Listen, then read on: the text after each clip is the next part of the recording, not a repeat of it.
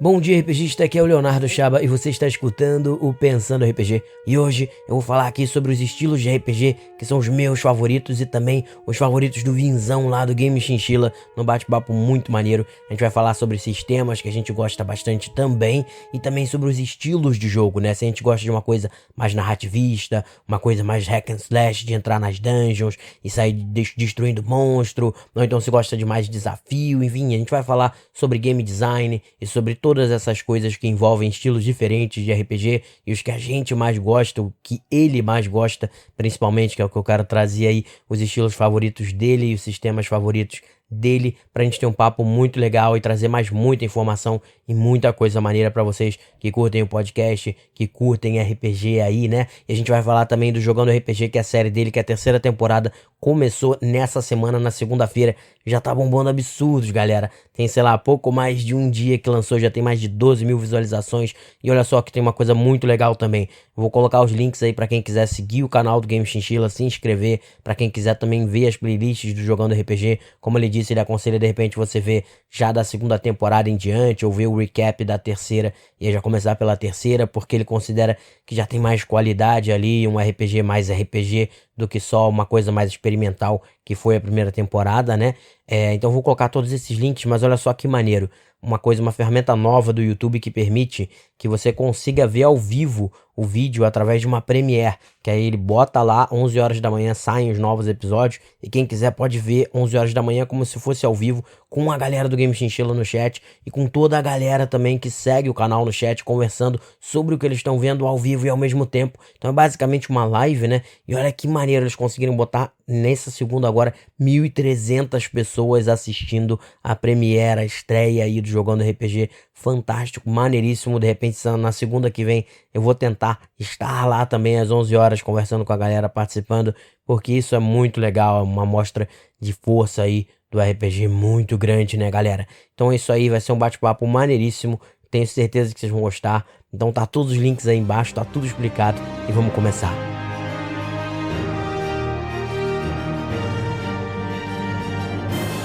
Fala aí, galera, eu tô aqui de novo, né, com o Felipe Alvinho, Vinzão lá do Game Chinchilla, que bateu papo com a gente aí recentemente, a gente falando dos monstros de D&D que a gente gosta de usar e tal, e dessa vez a gente vai falar sobre estilos de RPG que a gente gosta, e isso vale pra sistemas, né, se o cara gosta de jogar D&D, GURPS, essas coisas, e o porquê de a gente gostar, mas também de coisas mais específicas, que quando eu conversei com o Kobe aqui, ele falou, pra você se conhecer como jogador, saber do que você gosta, então a gente falar se às vezes gosta daquele estilo mais dungeon mesmo, dungeon crawl, com várias salas para você pesquisar, vários desafios para enfrentar, misturado com a interpretação, mais os combates, se é isso assim, aquela coisa mais hack and slash que você gosta, ou então um RPG mais narrativista, com mais interpretação, aquela coisa mais intimista, introspectiva e tal. Então várias dessas coisas, né, desses estilos é legal que fica um bate-papo maneiro, e a gente fala sobre várias dessas coisas, do que a gente gosta, do que a gente não gosta. Eu acho que fica muito legal. E pra falar também aí que provavelmente quando sair esse podcast já começou a terceira temporada do Jogando RPG, que é uma série do Game Chinchilla muito maneiro. O primeiro podcast que a gente jogou era exatamente que a gente gravou, era pra convidar vocês aí a irem assistir. Então vão lá assistir o Jogando RPG, vou botar o link aí pra vocês poderem ver na postagem ou na descrição do YouTube. Vai ver a primeira temporada, que já é bem legal, mas pode já começar talvez até pela terceira, porque tem recap lá e tal, que vocês vão gostar bastante, né? Que aí agora já deve ter saído aí o Vinzão. E aí essa terceira vocês fizeram uma recapitulação também, que a galera, se quiser, pode começar por ali, não sei, você que sabe aí. Exatamente. A nossa intenção era poder criar já um vídeo de retrospectiva para quem não quiser ver a nossa primeira temporada, né, que já tá... Para você ver a primeira e a segunda temporada inteira, você vai gastar 15 horas da sua vida. Então, às vezes, quem tá conhecendo o Jogando RPG agora quer já estar presente nos acompanhamentos da terceira temporada e depois volta lá na primeira e na segunda quando tiver um tempinho. Até porque às vezes a primeira temporada, por exemplo, como a gente falou outra vez, era mais experimental, eles estavam ali começando, era mais mostrando, né, como era o RPG, as coisas que você pode fazer também, e eu acho que agora na terceira já é uma coisa, por exemplo, muito mais o RPG mesmo, né, de vocês jogando e etc, então de repente o cara já pode entrar nessa coisa maior, assim, que acho que pelo que eu vi a primeira temporada era mais isso, né, mostrando as coisas e tal. Completamente. A nossa primeira temporada, ela teve um quê de laboratório. né? Que a gente não sabia muito bem qual era o lado que a gente queria seguir. Acabou que da primeira para a segunda a gente já mudou muito nossa identidade visual. Mudamos o formato dos vídeos, aumentamos aí algo em torno de 5 minutos cada vídeo.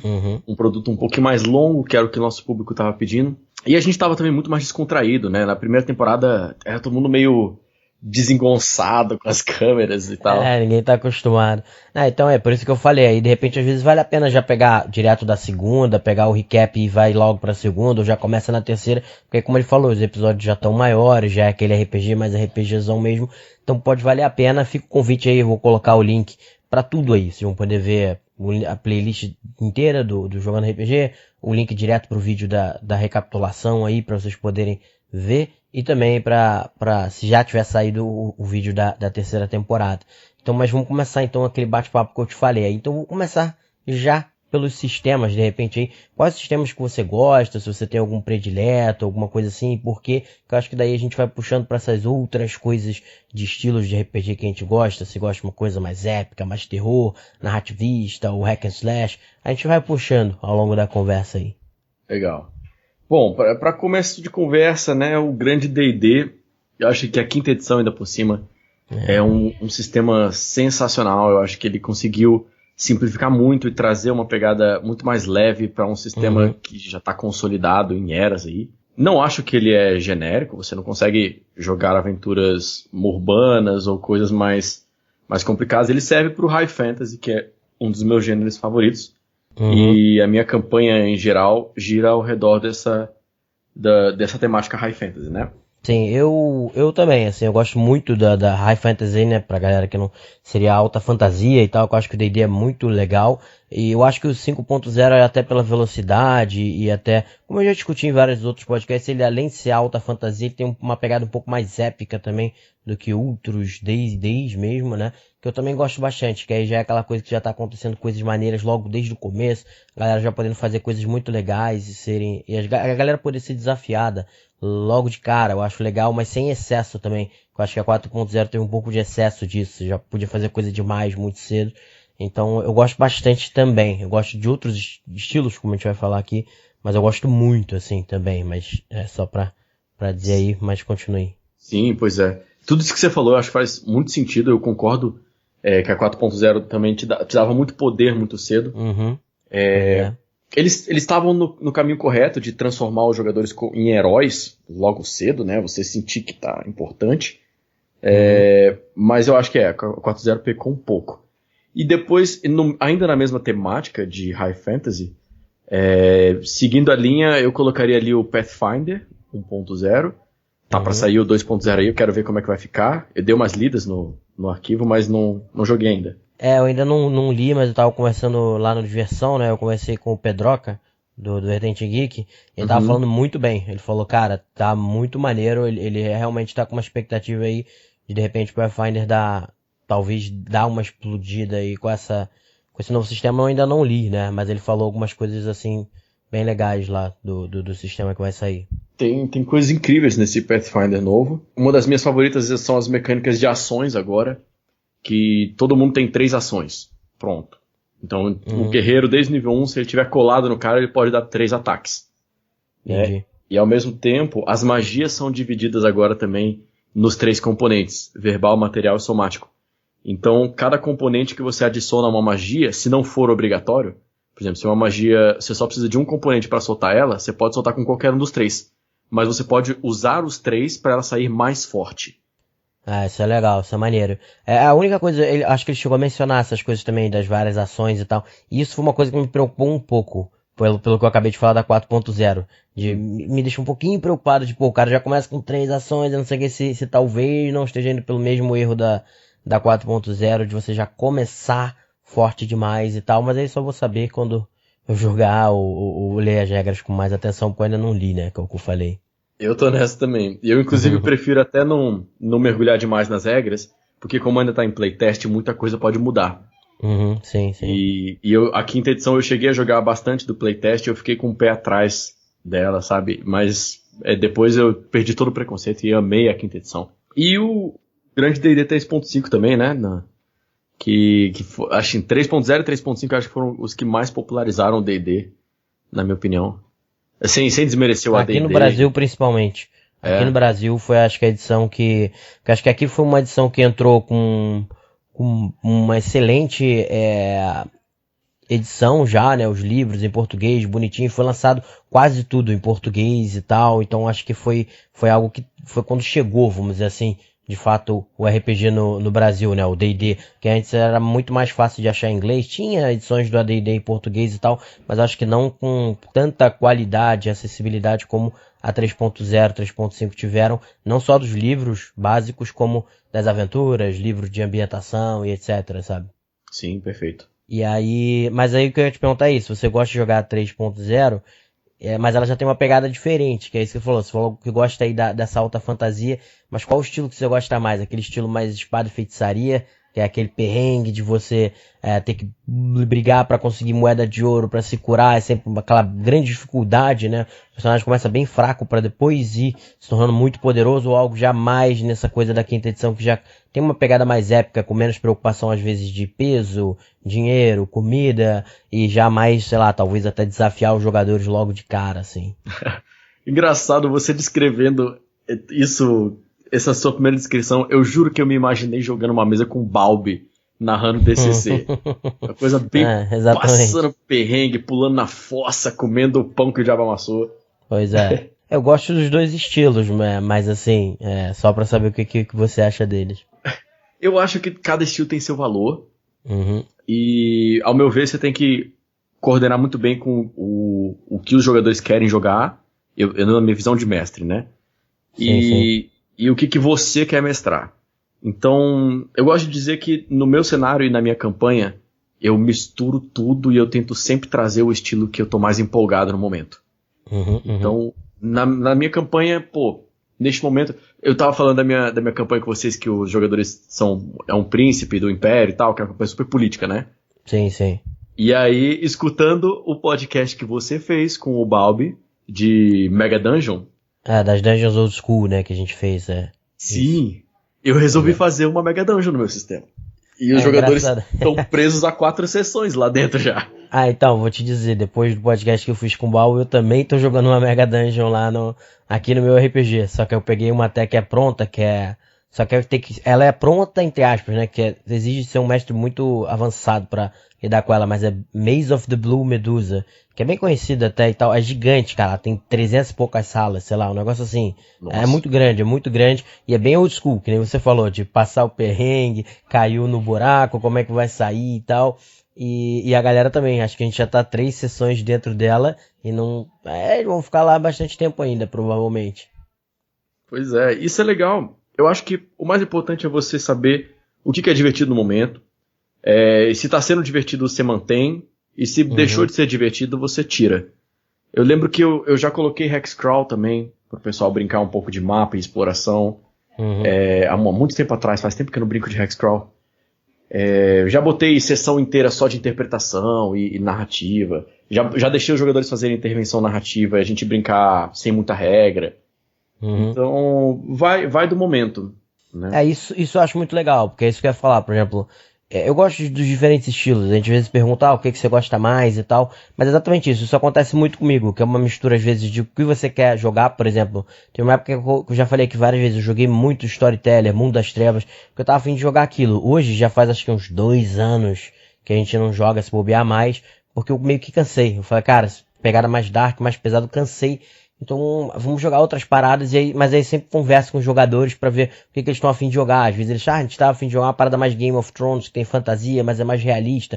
Aí eu falei, beleza, deixa eu pegar o GURPS aqui pra gente jogar. Fiquei empolgado com isso também, então criei um mundo nisso e a gente foi. Aí a gente jogou o RPG do Spor, né, do Filhos do Éden, que era de anjos e não sei o que, mas com as regras do D&D, a galera, tá maneiro pra cacete usar as paradas do D&D, bora voltar a jogar o D&D 5.0. Falei, não, beleza, vambora, tô empolgado também. Aí a gente foi criando, então acho que você sentir também essa sinergia com o grupo, né, sendo jogador ou mestre, do que a galera tá afim, do que o mestre tá afim pra fazer essa negociação e jogar uma coisa diferente, eu acho legal. E eu acho que até dentro do mesmo RPG, você ter essa variação de momentos de mais narrativa, com momentos de mais aquela dungeon absurda e tal, eu acho que é legal, sabe?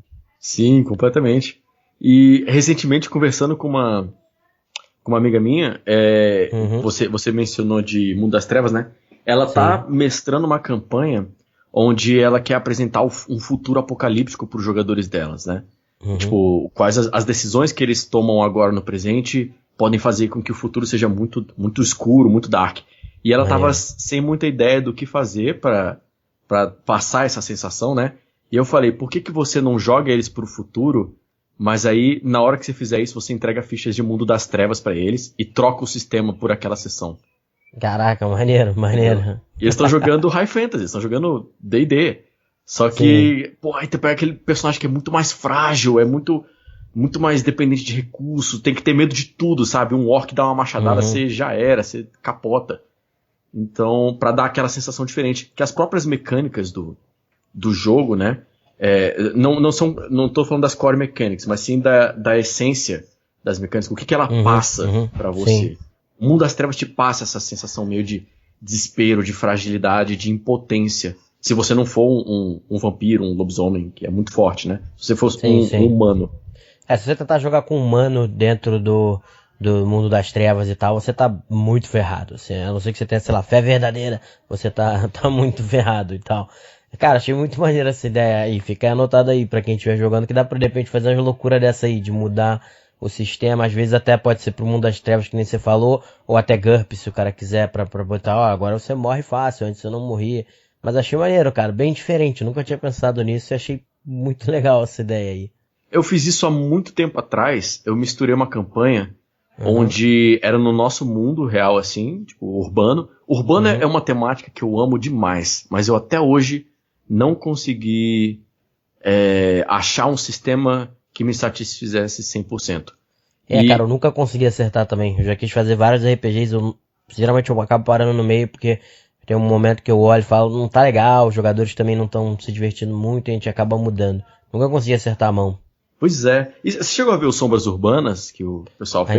Ainda não. Eu também não mexi, eu queria ver depois. Se alguém aí for dono do Sombras Urbanas, manda um livro pra gente. Mas aí eu peguei eu fiz uma proposta para meus jogadores. Eles iam ser personagens tipo meio Shaman King, onde é urbana, aventura, mas você tem um avatar. E os seus inimigos também têm um avatar. Então a gente tinha a ficha do Mundo das Trevas, que eram os personagens, e a gente tinha uma ficha de D&D, que era um avatar deles. Maneiro. Cara, muito interessante essa ideia de misturar os dois. Eu nunca tinha pensado, depois eu vou ver se eu penso em alguma coisa nesse estilo. Isso que eu acho legal isso, cara, fazer essas misturas. E aí, como eu disse, até essa coisa de que, por exemplo, esse último RPG que eu tava jogando, de D&D que eu tô jogando, começou mais assim, narrativista e investigação, suspense, né? Eles tentando investigar o que tá acontecendo. Tem uma entidade aqui que é capaz de controlar as pessoas, que foi algumas coisas que eu peguei inspiração em Mistborn, do Brandon Sanderson e tal. E o que é isso? E o que eles estão fazendo? Eles tentando descobrir essas coisas, né? E aí eu senti, cara, a gente já tá há bastante tempo já. Teve algumas batalhas maiores, teve algumas coisas assim, mas sem aquela coisa de dungeon e tal, já por muitas sessões, ele já no nível 5 ou 6, sem quase isso, eu falei, eu sei que os jogadores gostam, aí eu resolvi usar essa mega dungeon que eu te falei, entendeu? Deixa eu botar eles dentro de uma agora pra gente mudar um pouco o estilo do RPG dentro do mesmo RPG pra dar aquela renovada, sabe? Porque eu acho que aí dá uma renovada, você muda e tá sempre alterando algumas pequenas coisas de estilo dentro do próprio RPG. Algumas sessões de muita pancadaria, às vezes no D&D, daqui a pouco você muda pra uns períodos mais de suspense, narração, depois uma dungeon cheia de desafios, sem tanta pancadaria, que foi o caso que eles entraram. Eu acho isso legal, sabe? Aí eu até te perguntar se é uma coisa que você faz, e também pra você contar um pouco dessa mega dungeon aí que você botou a galera, eu acho que a galera vai gostar de ouvir também. Sim. Eu gosto, eu adoro alternar, principalmente não sendo no jogando RPG, que no jogando RPG eu jogo na minha zona de conforto, que é fantasia, alta fantasia. Mas não sendo no jogando RPG, jogando nas minhas próprias mesas, eu gosto de treinar outros estilos. E os meus estilos mais fracos são terror e investigação. Né? Sim. E aí de vez em quando eu boto, vou testar umas coisas de investigação assim. Só que eu tenho alguns jogadores que são ratos de Agatha Christie e Sherlock Holmes. E os caras acabam com a minha raça, né? Aí eu desestimulo de novo e tal. Mas quando eles mestram, é incrível. Eu, Sherlock Holmes, eu falei aqui, eu tava quando bate-papo com o Spor a primeira vez, né, o do Rato Spor, eu acho que quem sabe até grave um podcast com ele sobre Sherlock Holmes, porque, cara, eu acho muito bom, acho o personagem absurdo, acho os livros maneiros demais, eu tenho a obra completa e tal, e realmente, assim, eu gosto de jogar essas coisas investigativas no meu jogo, um pouco por causa disso, é uma coisa que eu amo muito, então mesmo no D&D, né, que às vezes tem pancadaria, dungeon, não sei o quê, mas dentro da dungeon, ou o arco geral do RPG sempre tem aqueles mistérios, ou pequenos mistérios, ou até um grande mistério que os jogadores têm que tentar resolver, sabe? Sim, sim. Eu nem tenho um grande mistério, eu gosto de ter uma grande conspiração, e que ela não é bem um mistério, mas eu gosto que a minha conspiração seja meio difícil de você enxergar ela. Sim, sim. Mas aí os jogadores que gostam de Agatha Christie estragam sua conspiração. Exatamente. Eles mesmos vão alimentando a minha conspiração. É incrível. E essa dungeon, cara, como é que tá sendo lá? Então, essa dungeon é muito engraçada. Eu aprendi, depois de um tempo, a empurrar os meus jogadores para onde eu quero que eles vão, né? Sem que pareça Railroad. Então, Sim. Eles tinham que atravessar um desfiladeiro. E aí, na hora que eles iam atravessar o desfiladeiro, aparecem dois gigantes e começam a discutir em gigante. Rola um grande combate, um dos gigantes arremessa o outro na ponte, quebra a ponte e sai andando. E aí, por sorte, eles encontram um Halfling que estava dentro da sacola do gigante que morreu. E aí o Halfling fala pra eles, pô, eu sei que se a gente entrar na fortaleza do gigante, dá pra atravessar o desfiladeiro, mas a gente tem que ir rápido, porque se ele fechar a porta, a gente não vai ter força pra abrir. Aí os caras, então vambora, entrar na fortaleza gigante, melhor ideia, né? E a Mega Dungeon é uma fortaleza imensa, de muitos andares do gigante, que você, pra tudo quanto é lado que você vai, você tem wargs, você tem lobos, você tem orcs, você tem hobgoblins, esse gigante especificamente também fez uns pactos com o Vapak, que é o deus dos trolls, então também tem trolls dentro do negócio, e você ainda pode encontrar alguns gigantes, e Remorhaz, que Remorhaz é extremamente complicada, level 11, se eu não me engano, né? Sim. Então, justamente para os jogadores olharem aquela coisa extremamente forte e se questionarem, será que a gente tem chance contra isso aí ou é melhor correr? Né? Que é legal, que bate até naquilo que eu acho que você ouviu o podcast com o Balbi também, né? Que a gente até chegou a falar, acho que eu falei com o Spor também, que nem todas as dungeons necessariamente o cara consegue sobreviver. É para os jogadores baterem. Então você colocar essa dúvida na cabeça deles é bem legal, entendeu? Porque que nem essa gigante aí que eu tô jogando. Cara, eles depois se burraram todo, porque eles foram ver que tinha um Lich na dungeon, que eles mataram o Lich fazendo uma das coisas que você podia fazer na dungeon sem saber. E depois eles só encontraram o Lich morto mesmo, porque eles destruíram a filactéria dele e tal. E eles, caraca, tinha um Lich aqui, se a gente tivesse virado à direita e à esquerda, a gente tinha dado de cara com o Lich. E aí vem aquele medo de caramba, talvez a gente tenha que sair daqui e não ficar aqui dentro, porque pode ser que não seja o lugar que a gente vá conseguir sobreviver. Isso também é legal, sabe? É verdade. Você cria um senso de urgência, né? Sim. E é engraçado também você ter falado que é uma parada gigante, que a última vez que você veio aqui, você estava exatamente falando que um dos monstros que você tinha gostado mais quando leu o Volos eram os gigantes. E aí agora você tá lá usando eles na sua campanha. Isso eu acho maneiro também. Mas tá tudo interligado, né? Porque quando a gente fez o último podcast, eu estava planejando essa masmorra. Tinha acabado de ler o livro, aí já tinha vindo as ideias e estava planejando, né? Exato. Mas teve... E aí é isso que eu falei. Esse RPG especificamente... que o meu eu falei, né? A gente tava indo mais para um lado de suspense, investigação, e eu resolvi alterar um pouco para essa questão de desafio. Eu gosto muito dessa questão do como jogador de ser desafiado e desafiar os jogadores. E ao mesmo tempo, de certa forma, essa Maze of the Blue Medusa tem bastante investigação também para você entender, cara, que ela é muito louca, tipo, ela é uma loucura bizarra os lugares, assim. Tanto é que os moleques estão tipo, cara, que isso, é muito louco, não tô entendendo nada. Mas ela tem histórias ali dentro, que é até o que eu falei com o Spor, falei com o Balbi, na construção de dungeons, né, de você ter essas histórias e tal. Então, o que eu queria até ver era isso, nessa questão dos gigantes. Você foi ler sobre os gigantes, né, pra poder aprender mais sobre eles e de repente utilizar na dungeon. Então, se você encaixou essas histórias também, e o que você acha dessa questão do desafio no RPG, de desafiar os jogadores, etc. Eu acho que bom, respondendo uma de cada vez. Sim. Sobre os gigantes, sim, eu pesquisei muito antes de fazer essa masmorra. Li todas as raças de gigantes e eu falei, caramba, isso aqui vai dar uma história muito legal. Maneiro. Então, até eu esperava que algum dos meus jogadores soubesse falar gigante, foi um erro meu. E aí acabou que o Halfling traduz as coisas pra eles. Mas de certo modo, isso foi bom, porque o Halfling é um NPC que fica andando com eles.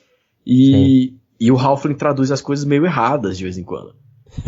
Porque ele não é fluente. Dá pra você aproveitar, né? Pra poder causar algumas situações diferentes e tal. Sim, e dá umas controvérsias engraçadas.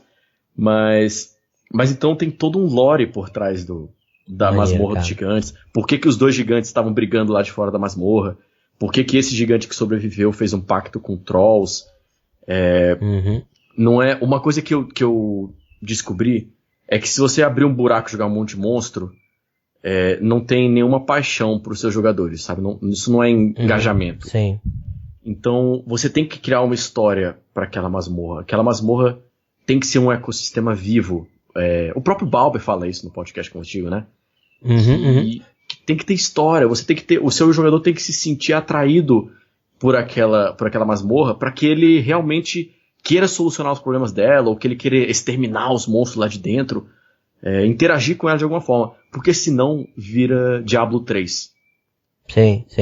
Que é aquele hack and slash mindless, né? Que não tem nada, é só tipo, entra, mata, entra, mata.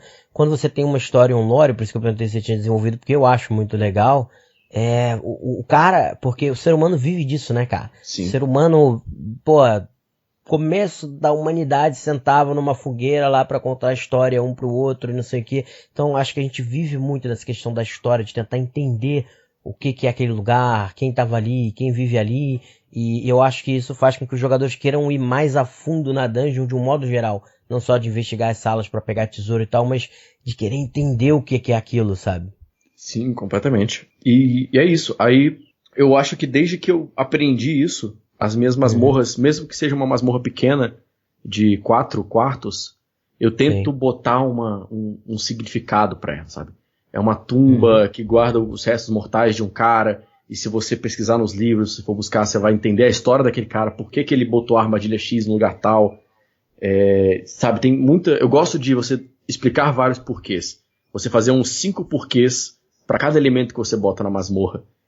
Sabe, pra não ser uma coisa aleatória e, olha só, tem 4 monstros aqui, mata os 4, pega o tesouro, vai pra próxima sala. Até porque isso aí, de certa forma, bate até com o que eu falei pra você, que eu tava falando do desafio também, né? Porque, de certa forma, se você tem essa história, isso permite com que os jogadores, entendendo o que é aquela dungeon, ou quem é a pessoa daquela dungeon, possam solucionar alguns problemas da própria dungeon proativamente, né, cara? Buscarem soluções e tentarem encontrar uma forma diferente de lidar com aquela dungeon ou de resolver os problemas dela, porque eles pegaram essas informações da história, de como ela funciona, e conseguem usar a lógica para poder realizar, né, para poder completar aquele desafio de uma forma melhor. E se eles conseguirem, eles certamente vão se sentir muito mais gratificados, vai ter sido muito mais divertido aquela exploração, sabe? Sim, perfeitamente.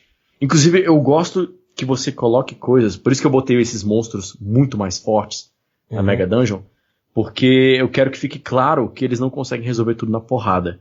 Mas os gigantes estão abertos a conversar com eles se eles chegarem com argumentos bons, com estratégias boas, sabe? Que é você tentar fazer uma solução diferente. Um dos jogadores é o príncipe do reino. Então ele poderia prometer terra, sei lá, prometer alguma coisa para os gigantes. Eu não crio a solução, né? Eu também não. Geralmente é assim. Deixa a galera ser criativa, né? Sim, perfeitamente. Essa aí então, o Balbi ia ficar orgulhoso dessa dungeon aí, que os caras tem que conversar, tem que buscar outras soluções, esse é o estilo old school da parada aí. Pois é. E aí eu lembrei, cara, porque a gente acabou falando também das aventuras do D&D na passada, achei engraçado, porque quando você tava falando dessa dungeon, que às vezes, eu não sei, agora eu não lembro exatamente o que você falou, mas tem um cara lá dentro, ele era um mago, alguma coisa assim, que aí tem a história dele, não sei o que, se eu não me engano, cara, porque você jogou Horde of the Dragon Queen, a tumba do Díderos é no Horde of the Dragon Queen ou no Rise of Tiamat? Ixi, eu acho que é Rise of Tiamat, porque eu não cheguei nisso não. Ah, não lembro, cara, mas é mais ou menos isso. É uma tumba bem legal também por causa disso. Ela, tipo, é na verdade um antigo necromante, o Díderos, né? Poderosíssimo. E aí ele virou um Mummy Lord, então a dungeon é a dungeon dele, como Mummy Lord, parcialmente.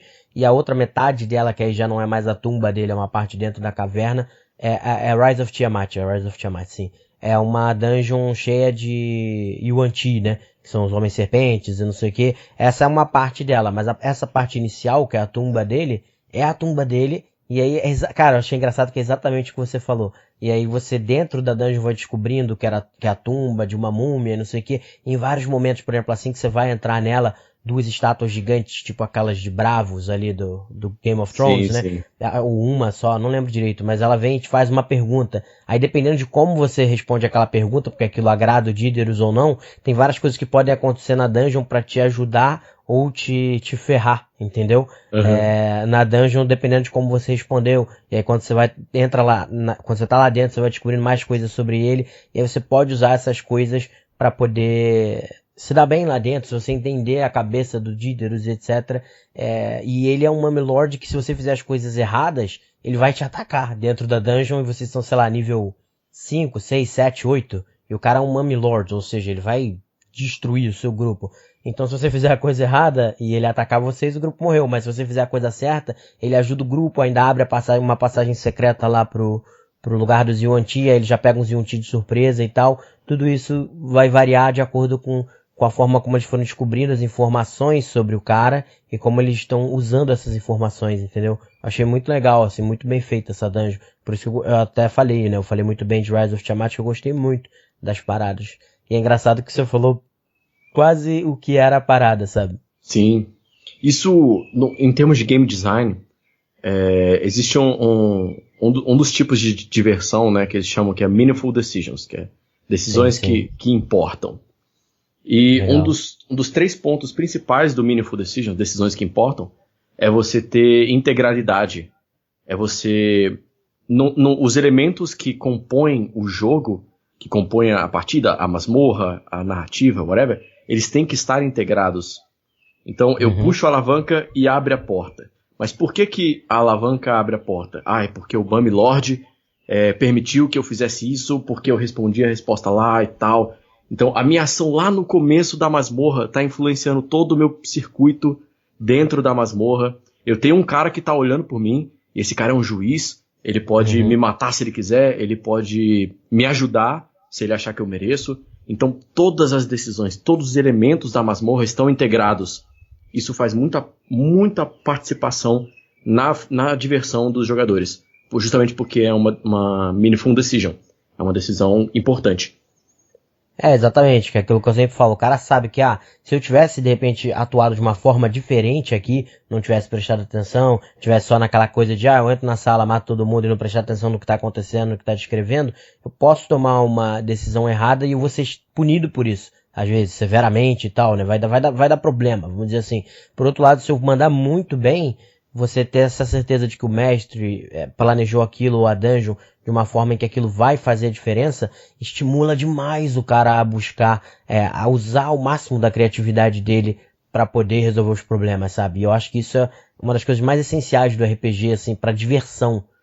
Que eu, como eu já falei aqui, eu gosto muito desse lado de desafio. Acho que a interpretação é muito legal, mas exatamente foi legal você falar de game design por causa disso. Mas esse lado do game, do jogo, eu acho que é o que mais torna o jogo, tipo, sabe, viciante, do cara querer continuar jogando a sessão e não parar, querer jogar a próxima sessão. Pelo menos eu valorizo muito, sabe? Sim, completamente. Acho que é muito importante manter isso. Eu, inclusive, aconselho mestres novatos, intermediários, até avançados, a pegar alguns poucos cursos de game design no YouTube para entender o que se passa na cabeça de alguém que está projetando um jogo, porque muitos desses elementos ajudam a gente a projetar sessão, em termos de narrativa, em termos de desafios, de exploração, de diálogo, você saber interligar as coisas, você manter as opções ambíguas, porque é muito chato você o jogador ter 10 opções, mas só uma é a opção ótima, sabe? Sim, Na sim. sua cabeça as outras 9 são irrelevantes, o jogador sempre vai escolher aquela opção ótima. Então você conseguir criar ambiguidade para que o jogador não saiba qual é a melhor opção, Todas essas coisas fazem com que a sua sessão de RPG, a sua história, seja muito mais engajante. Sim, eu concordo plenamente com isso aí, tanto é que várias das ideias que eu já dei de RPG, essas coisas assim, às vezes é exatamente isso, é tipo colocar às vezes uma questão moral que a resposta é meio cinza, ou que nem você como mestre tem a resposta, que é até legal o que você falou, de, por exemplo, eu boto um determinado problema pra eles aqui, mas eu não tenho a solução. Às vezes você até pode ter a solução, que é uma solução ótima, pô, essa é a solução que eu pensei que se eles fizerem vai dar certo, se eles fizerem isso aqui, ou então isso aqui, pode até ter mais de uma, mas não necessariamente os jogadores vão chegar nela, ou vão pensar na exata solução que você pensou, então você deixar isso aberto para que eles possam achar outras soluções, também é muito divertido, entendeu? Sim. E aí, aproveitando para puxar um pouco a sardinha aqui também, na terceira temporada, Xabá, ela já começa... Eu te passei os episódios? Passou. Eu vou ver agora nessa semana, eu vou ver para poder, antes de sair já... Ou antes até do nosso podcast já falar sobre, ou no momento do lançamento mesmo, poder falar com mais propriedade. Mas ainda não vi. Maneiro. Cara, você vai ver que entre o segundo e o terceiro episódio, eu coloco uma situação extremamente complexa para os meus jogadores. E aquela situação é muito cinzenta, completamente ambígua, sabe? E eu passei muito tempo pesando os dois lados da balança, assim, o sim e o não daquela situação, para ver, pô, mas os meus jogadores vão ter esses argumentos aqui para falar não, eles vão ter esses argumentos para falar sim. Então, sabe, eu quis pesar ao máximo assim pra ver, beleza, agora tá cinzento de verdade, pra apresentar pra eles e eles ficarem quebrando cabeça, cara. Isso é muito legal, cara. Então, a galera já tá ligada aí, ó. Quiser pegar umas manhas de como botar isso aí, como botar essa dificuldade pra galera, já pode assistir lá o Jogando RPG que vai ter. Eu gosto muito, cara. Vários eu já coloquei aqui. Inclusive, cara, eu acho que isso. Pra tu ver como esses podcasts bate-papo ficam tudo interligado, né? Tu falou de gigante, tá jogando com gigante, falou Mega Dungeon com o Balber, a gente tá usando. Não sei se você chegou a ver, mas eu fiz um podcast sobre um vilão pra galera usar em RPG, agora há pouco, que foi inspirado naquilo que você falou do Burocrata, que você acha que é um dos vilões mais legais pra botar pra galera. Sim. Eu não cheguei a escutar ele, eu vi que você fez. Então. Aí, não é necessariamente só um burocrata, porque ele tem um artefato, mas é exatamente isso. E é exatamente isso que você colocou. É pra deixar com uma moral bem complexa pra galera resolver. Porque basicamente é um burocrata, né, que não é muito poderoso como ele mesmo, mas alguém deu pra ele, ou ele encontrou, aí o mestre resolve o que ele vai querer usar, né, como a história, um artefato que era capaz de utilizar os mortos, né, então no cemitério, essas coisas, e criar golems de carne, todo deformados, sabe? Caramba.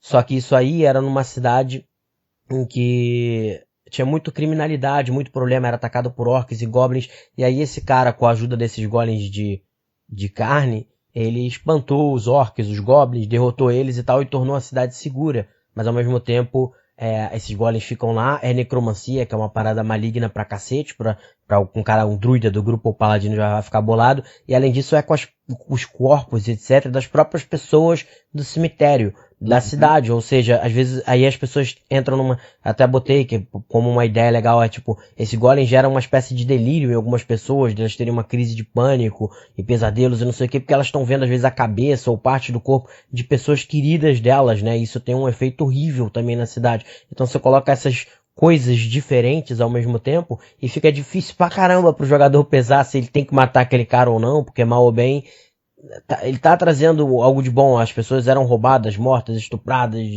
sequestradas e não sei o que na cidade, não são mais por causa desses golems, mas um monte de gente tá ficando maluco e tal, porque esses golems têm esse lado necromântico bizarro. Ao mesmo tempo, necromancia é uma coisa muito ruim, quer dizer, você coloca um monte de variáveis pra pessoa pesar, e eu não sei qual é a decisão correta. Eu simplesmente joga isso pra galera e deixa o grupo decidir o que eles vão fazer, sabe? E ao mesmo tempo aí eu segui a sua ideia de que esse burocrata, exatamente como ele tem esses golems, ele começou a ajudar também outras cidades, a pedido de outros lords, para poder fazer construção, fazer outras coisas, né? Ajudar outros lugares, porque aí o que acontece? Ele passou a ter um poder inacreditável político também, que torna perigoso atacar ele, porque outros reinos vão querer proteger, sabe? Caramba, muito legal isso aí. Mas foi por causa da nossa conversa que a gente teve, do burocrata lá, aí eu acabei tendo essa ideia, e é exatamente isso que você falou, uma coisa bem cinzenta, sabe? Tipo, eu não sei qual é a decisão correta pra se tomar, eu não sei. entendeu?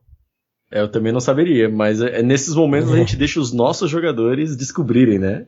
Isso, e os próprios, eu acho que os próprios jogadores, porque como eles têm os personagens, vai depender do que, não é nem o jogador que tá decidindo, é como é que o meu personagem reagiria a isso, sabe? Sim. Porque, por exemplo, se o cara tá jogando com um druida, nem fudendo que ele vai aceitar uma parada dessa, porque isso é necromancia, é tudo que é o oposto ao que o druida prega da vida e etc, entendeu? Sim. Então ele vai ser contra, provavelmente. Mas e um paladino, por exemplo? O cara, eu sou bom, isso é necromancia é mal, mas ao mesmo tempo ele tá protegendo as pessoas. Tem um monte de gente que tava morrendo que não tá morrendo mais.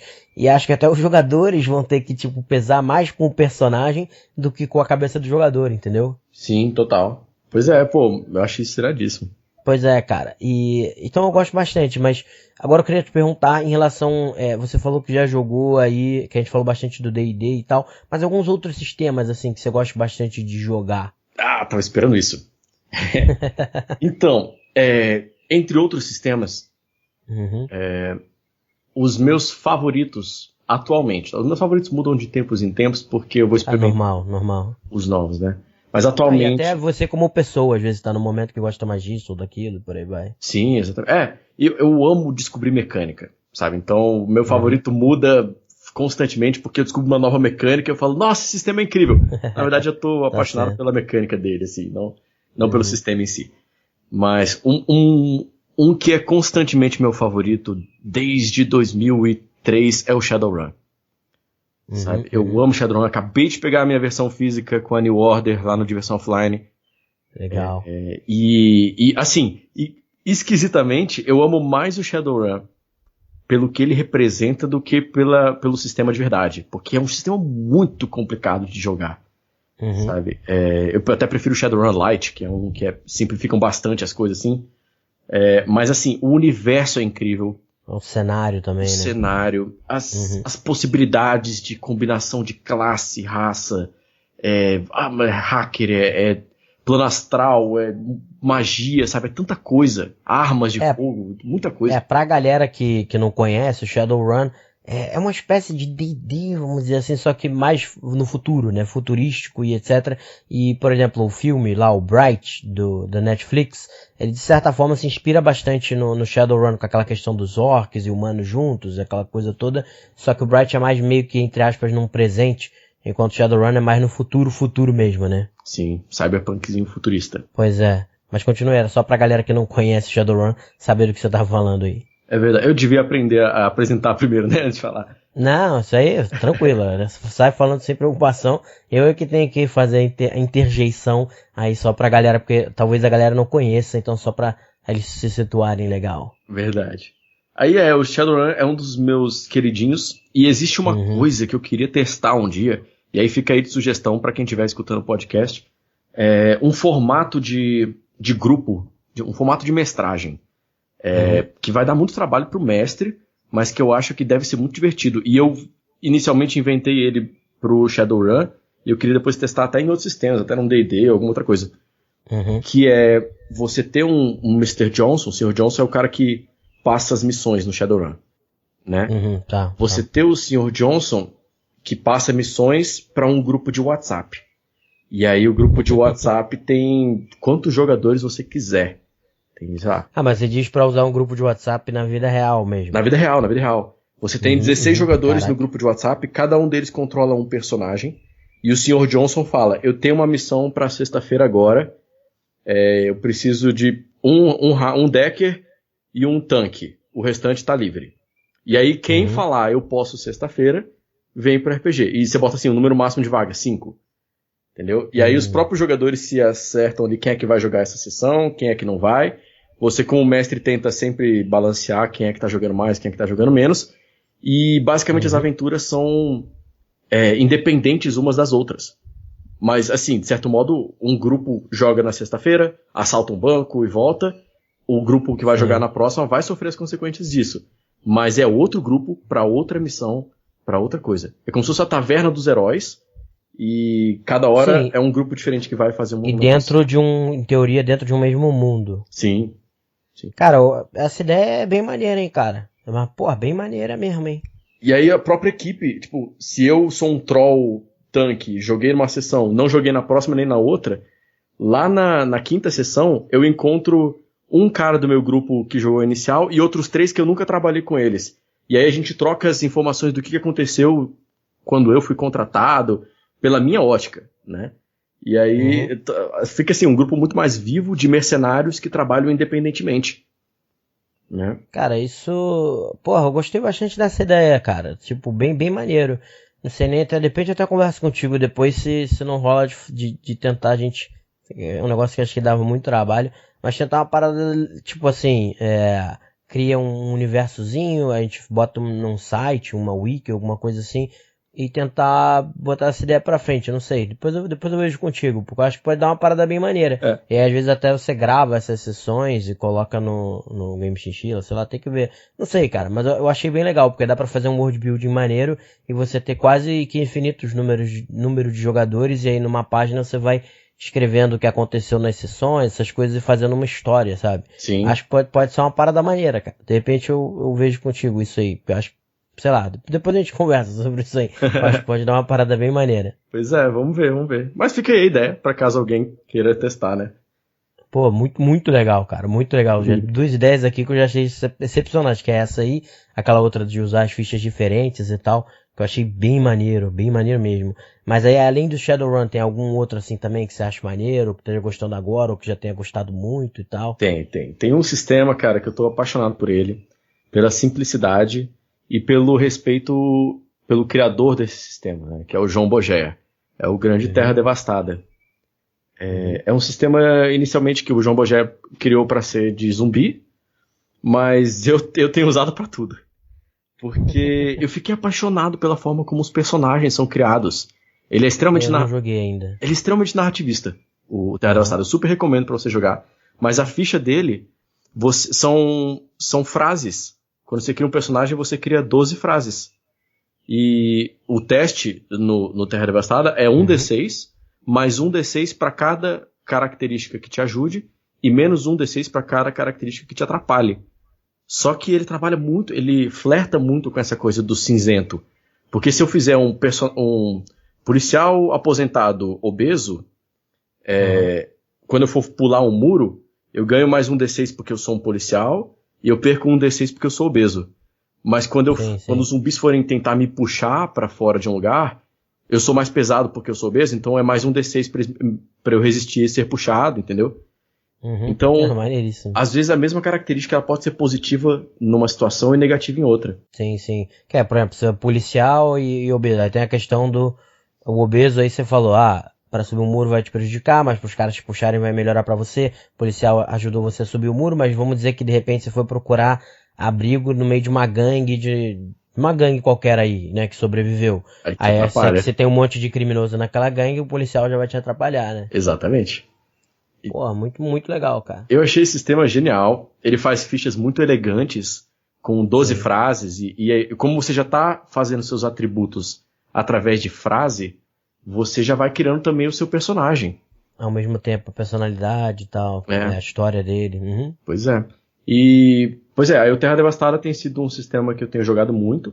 É um livrinho pequenininho, brasileiro, super recomendo que todo mundo compre. Baratinho.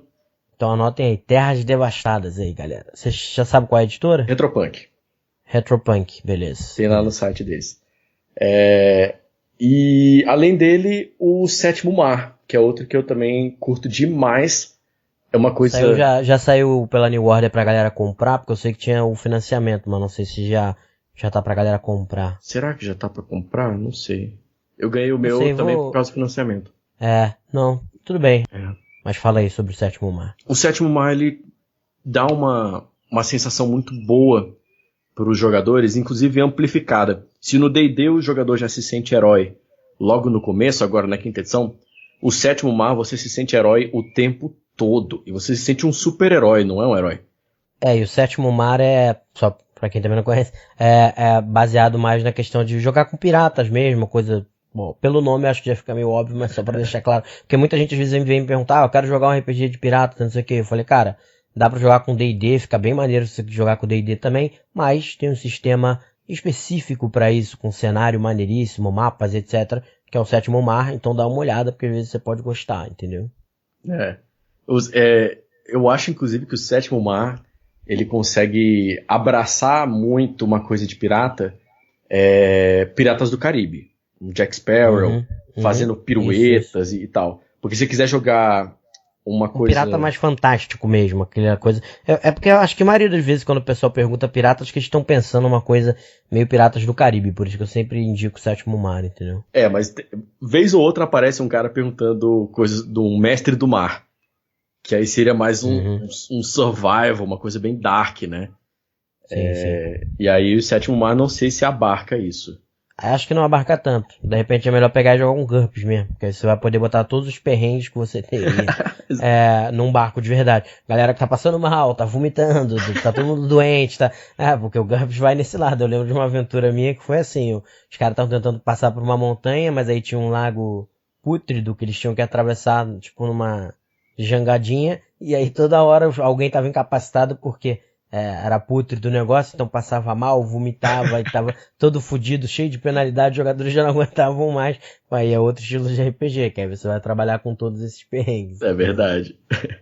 Inclusive, isso aí eu não sei se as pessoas sabem, acho que eu nunca falei em nenhuma live, mas a segunda temporada de Jogando RPG, ela flerta muito com o mundo dos piratas, porque eu tava brincando de Sétimo Mar na época. Eu tava muito explorando o sistema e tal. Eu falei, nossa, eu quero muito colocar piratas no Jogando RPG. E aí as duas meninas, a Kiara e a Hope, os personagens Kiara e Hope, são piratas. E as duas jogadoras, a Luísa e a Amada, super compraram a ideia de serem piratas e de desenvolver um pouco mais o cenário de piratas ali daquela região. E a segunda temporada toda meio tematizada em piratas, né? Eles ficam andando de navio pra cima e pra baixo. É bem legal. Então, o Sétimo Mar, você que gosta muito de mecânica, então deve ter gostado, que tem uma mecânica bem diferente, né? Da intervenção narrativa, não?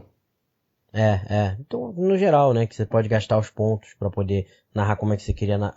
O próprio jogador narra mais, assim, o que aconteceu na cena e tal. Sim, isso é a minha mecânica favorita do Sétimo Mar. Sabe? Eu acho que imaginei. É muito incrível isso, você poder mudar a cena completamente, inventar um elemento, sabe? O jogador. Jogador poder.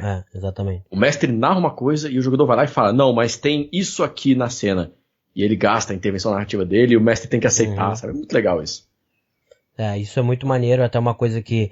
Isso tem no Sétimo Mar como sistema, mas uma vez a Laura Schmider da RPG Go veio aqui e ela falou exatamente isso, que no caso jogando D&D mesmo, mas que ela permitia às vezes essas intervenções narrativas.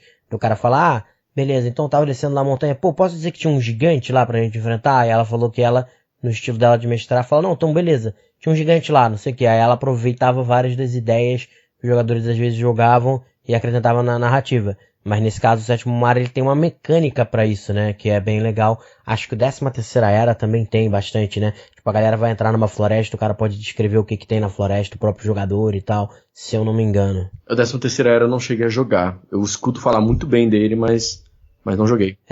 Eu acho que ele tem essa mesma mecânica também, que aí você vai falar, meu elfo mora na floresta tal, e aí você como jogador diz pro mestre o que tem naquela floresta, como é que é aquela floresta e tal, e aí o mestre vai aproveitar, vai usar aquilo, mas os jogadores têm muito do input, assim, do que tem no local e etc, que é essa intervenção narrativa aí que você tá falando, que também é uma coisa bem maneira, são estilos diferentes. Eu até já falei num podcast, eu acho legal, eu acho maneiro ter, mas eu particularmente já não uso tanto, entendeu?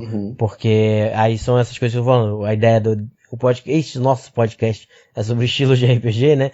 Então, eu já não gosto tanto que como eu gosto muito da questão da imersão, eu gosto de que o jogador tenha a sensação de que ele virou para um lado, olhou, aí eu vou descrever o que ele viu. Aí ele virou para outro lado e olhou, você vai descrever o que ele viu. Então, para dar uma ideia de que ele é o personagem olhando e descobrindo o mundo, né? Através dos olhos do personagem.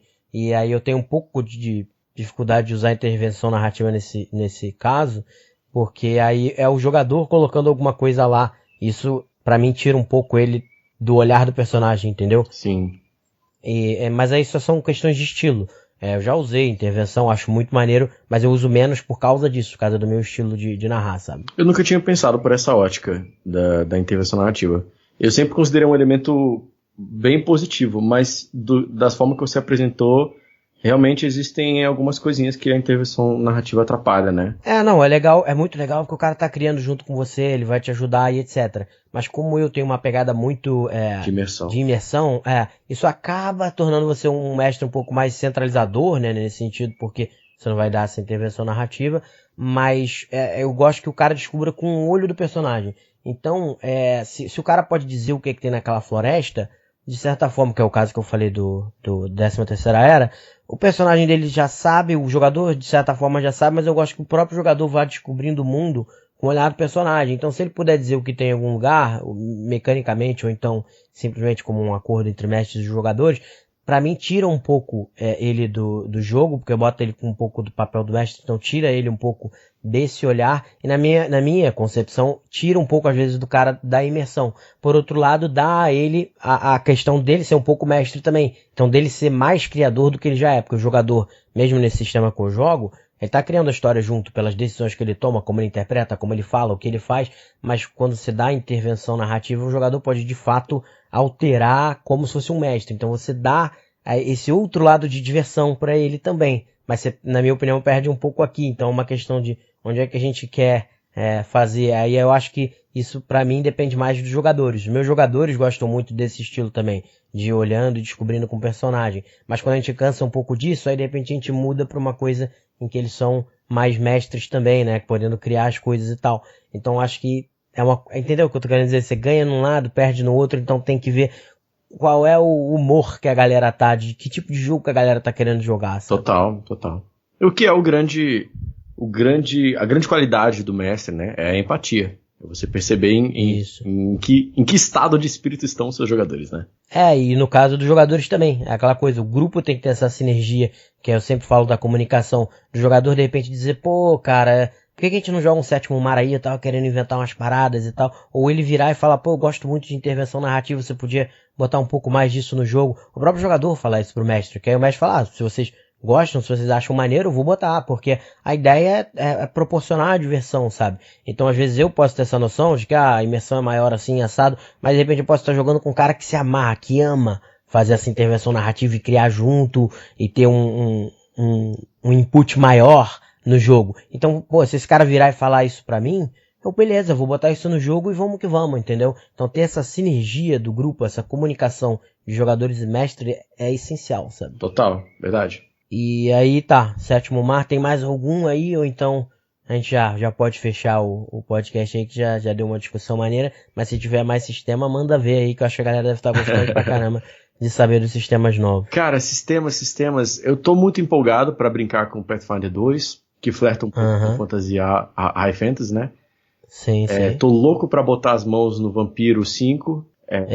Esse podcast vai sair depois do que eu gravei com o Shimu, a gente falou um pouquinho sobre essa 5ª edição do Vampiro, que ele tá bem empolgado também. E cara, o Vampiro 5 roubou não, né? Se inspirou em uma mecânica do Don't Rest Your Head, que é Não Caia no Sono, que é outro sistema que eu também tava adorando essa mecânica. O Não Caia no Sono você joga com personagens que não podem dormir. Eles estão sem dormir há semanas já, talvez meses, talvez anos. E porque eles estão sem dormir, eles desenvolveram uns poderes de enxergar o mundo dos sonhos, sabe? O mundo dos pesadelos. Em troca, eles quebraram um véu e os pesadelos também enxergam eles. Então eles não podem dormir, porque se eles dormirem, os pesadelos vão pegar eles. Brabo. E aí tem um sistema muito elegante de exaustão e loucura, né? Que é algo que eu sempre senti que faltava nos vampiros anteriores. Fome era muito fraco. Todo mundo tinha seu rebanho e não tinha muita consequência por você se alimentar ou não se alimentar, sabe? Era só ponto de sorte. Era mais uma coisa que ou o mestre criava suas homebrews ali, suas coisas caseiras para dar um impacto maior, ou não tinha quase impacto nenhum. Exato. Né? E aí agora a 5ª edição do Vampiro viu essa mecânica e falou, isso aqui encaixa perfeito pra fome, né? E colocou dentro do Vampiro 5 essa mecânica de exaustão, que era no Don't Rest Your Head, como fome. E eu tô assim, caraca, isso agora vai mudar completamente a jogabilidade do Vampiro 5. Sim, vai mudar bastante. A galera, eu já vi muita gente não muito afim, né? Não muito empolgada, mas eu vi uma galera que geralmente quem não era muito empolgada, quem já não gostava tanto mesmo do do vampiro, ou do mundo das trevas. Mas a maioria, que nem o Shimu, no caso, que vai ser o podcast, vai sair agora na quinta-feira, parece bastante empolgada a galera que já gostava do sistema por causa dessas coisas, essa evolução, vamos dizer, que eles estão trazendo em vários aspectos, né? Sim. E eles conseguiram abraçar o desejo da comunidade também, que era trazer de volta o lore da máscara. Né? Todo mundo ficou meio chateado com o lore do Hacken, que ficou... não conquistou o público. O Shimu falou da quarta edição, que a galera deu uma abandonada foda ali e até chegou a White Wolf a ser vendida por causa disso. Né? Exato. Até brinquei com ele, que é a maldição então da quarta edição. A quarta edição quase quebrou o D&D também. Se eu um dia criar um sistema, vai passar da terceira pra quinta. 3.0, 3.5, 5. Aí... Não, então, acho que isso fecha bem aí. Então, sei lá, se quiser dar um recado final aí, acho que já deu um podcast bem legal pra galera. Maravilha, Léo. Bom, primeiro agradecer novamente a presença aqui. Esses bate-papos são sensacionais, cara. Eu me divirto muito neles. Eu gosto muito também. É o que eu mais gosto do podcast. Eu faço outros e tal, mas o que eu mais gosto são os bate-papos mesmo. Pois é. E, bom, vou passar então 3 recadinhos mais referentes agora ao Jogando RPG, que a gente tá muito em cima disso. Estamos entrando com muita força. Toda a equipe tá dando 100%, 110%, tipo Toguro, assim, sabe? E, tá certo. E pra poder fazer essa terceira temporada dar muito certo, que a gente tá acreditando muito nela. Então, primeiro recadinho a gente tá assistindo ao vivo os episódios com a galera. O YouTube disponibilizou pra gente um recurso chamado Estreia. Essa ferramenta é irada. Muito bacana. Então, a primeira exibição, às 11 horas da segunda-feira, a gente tá lá ao vivo assistindo com a galera, acompanhando os comentários, tá todo mundo batendo papo com a gente. Isso é muito legal. Esse podcast deve sair na terça, depois do primeiro episódio, mas vocês já sabem que aí na semana seguinte vocês vão poder acompanhar ao vivo, então. Porque como é que funciona esse negócio aí que ele tá falando, a Premiere do YouTube, né? Eles soltam o vídeo, e aí, apesar de ser um vídeo que não é ao vivo, ele entra, mas entra com aquele bate-papo de um vídeo ao vivo. Então vai estar lá a galera do Game Chinchilla conversando com vocês, e vocês podendo conversar com a galera, enquanto tá todo mundo assistindo o vídeo juntos, né? Sim. E cara, a gente testou isso na retrospectiva agora, que foi na segunda-feira, e foi incrível, sabe? Todo mundo adorou estar ali comentando e reagindo ao vivo, sabe? É muito legal. Segundo recadinho, a gente ganhou a gente pediu pro nosso ilustrador para ele fazer um desenho mais colorido, né? E então, esse desenho colorido vai ser um presente que a gente vai dar para todos os nossos apoiadores agora de outubro. Então, quem apoiar o Game Chinchilla com qualquer valor, pode ser R$1, já ganha o link com essa imagem em alta resolução para utilizar como papel de parede, com os personagens principais do Jogando RPG. Show de bola. E, por fim, é isso. Pedir pra galera que ainda não conhece o Jogando RPG para dar uma chance de ir lá assistir a série. A gente se esforça muito pra série ficar muito legal, num formato de YouTube, que é fácil de gestão, não é aquela 4 horas de live, né? Sim. E é isso. E se a pessoa quiser muito começar pela primeira temporada, a nossa primeira temporada, ela é um laboratório, como eu falei aqui. Ela tem alguns defeitos, né? A gente ainda não era muito eloquente. Tá aprendendo ainda, normal, Mas pro pessoal resistir e chegar até o fim da primeira temporada, que na segunda temporada eu prometo que melhora. Tá, beleza, então. Então é isso aí, galera. Espero que vocês tenham gostado aí desse podcast. E até o nosso próximo episódio. Grande abraço.